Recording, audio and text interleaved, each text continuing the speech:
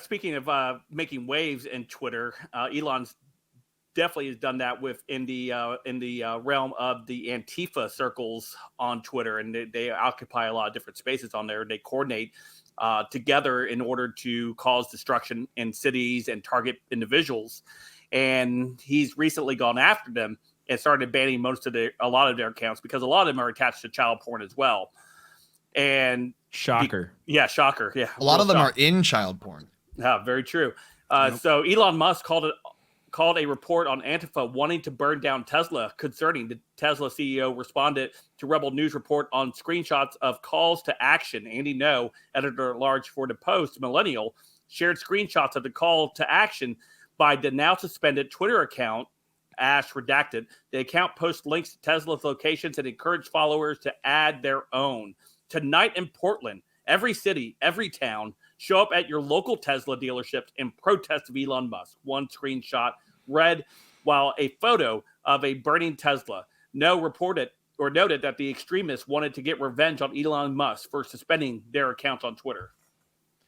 This is the kind of censorship that should have always been on Twitter, though, is the kind where it's like actual calls to violence. And this is the thing that all Antifa accounts are. And then we're constantly told this lie by the media. Well, it's decentralized and there's not really any organization, even though you can go on Twitter and look up Antifa and find an Antifa chapter in your town that's telling you to burn down a neighborhood Walgreens.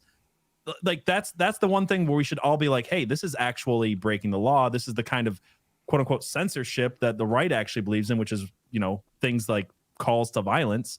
And instead we're getting, we got Trump banned for a call to violence by saying, hey, don't attack police officers, be peaceful, things like that. Now that we can see his tweets again, we can see those, those evil call to violence tweets that Trump had on his timeline. Yeah. You know what this reminds me of? This reminds me of back in the day, the KKK in the South. Right. They're the arm, the underground, dirty arm of the Democrat Uniparty. And to me, a lot of what they did wasn't even about race. It was just about the voters that they were trying to make sure they didn't go to another party through threats, violence. It's very similar. They're just the modern version of it to me.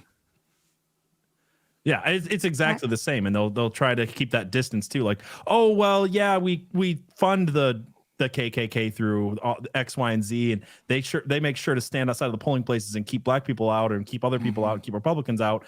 But they're decentralized, and it's the same with Antifa. It's like, yeah, we fund them with George Soros and we fly them on planes to cities to burn them down, and Kamala Harris bails them out of jail. But they're not real. They're decentralized. They're not really a wing of the Democrat Party. It's the exact same tactics. Is it not a little bit telling that they write it up as the reason for the call to violence is that they were banned on Twitter? As if somehow that's even a remotely excusable or rational cause and effect. They're doing this because they were banned on Twitter. That's not a reason. And you can't even say that that's a valid, why, sir, why are you doing this? Well, I was banned on Twitter.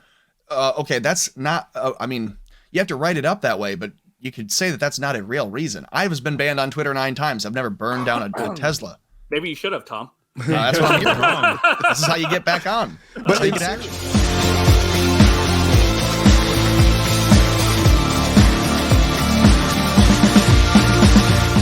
Thank you so much for checking out this clip from the Last American Pubcast, the only podcast where everybody knows your name. And hey, while you're here, don't forget to like, share, subscribe, and join us on a Saturday night from 7 to 9 p.m. Eastern Standard Time. Otherwise, you might get stuck with the tab.